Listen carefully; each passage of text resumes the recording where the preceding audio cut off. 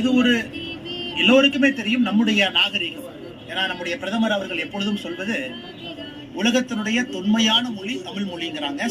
சமஸ்கிருதத்தை விட தொன்மையான மொழி நம்முடைய தமிழ். அப்படி இருக்கும் பொழுது மனித கலாச்சாரம் ஆரம்பத்துல ஆதியில இங்கிருந்துதான் மனித கலாச்சாரமே இருந்திருக்க முடியும். குறிப்பாக இங்க இருக்கக்கூடிய நிலப்பரப்புல ஏன்னா மனிதர்கள் இருந்தனாலதான் மொழி வந்திருக்கும்.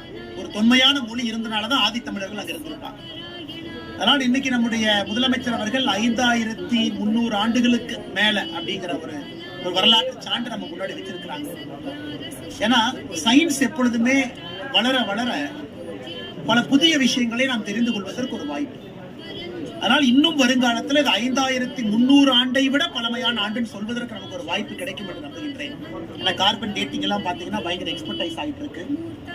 வருகின்ற காலத்துல இன்னும் ஒரு 10 ஆண்டுகள் கழித்து நம்முடைய தலைமுறை எல்லாம் வரும் பொழுது 5300 ஆண்டை விட இன்னும் பழமையான ஒரு காலகட்டத்துல இங்கே கருவிகள், உபகரணங்கள், விவசாயம் அந்த காலத்திலே செய்வதற்கு தேவையான கருவிகள் என்ன இருந்துச்சோ அது எல்லாம் கூட இன்னும் பழமை என்று சொல்வதற்கு ஒரு வாய்ப்பு கிடைக்கும். அதனால் இந்த நேரத்துல இது நம்ம எல்லோருக்கும் சந்தோஷமான ஒரு விஷயம். ஒரு தமிழனுக்கும் இது சந்தோஷமான ஒரு விஷயம். குறிப்பாக இரும்பு, அயன், அது நம்முடைய பகுதியில் 5300 ஆண்டுகளுக்கு முன்பே அது புழக்கத்தில் இருந்திருக்கிறது என்பது மிக முக்கியமான ஒரு வரலாற்று சான்று. அதை வரவேற்கின்றோம். ஒரு தமிழனாக நாம் எல்லோரும் பெருமைப்பட்டுக் கொள்ள வேண்டும்.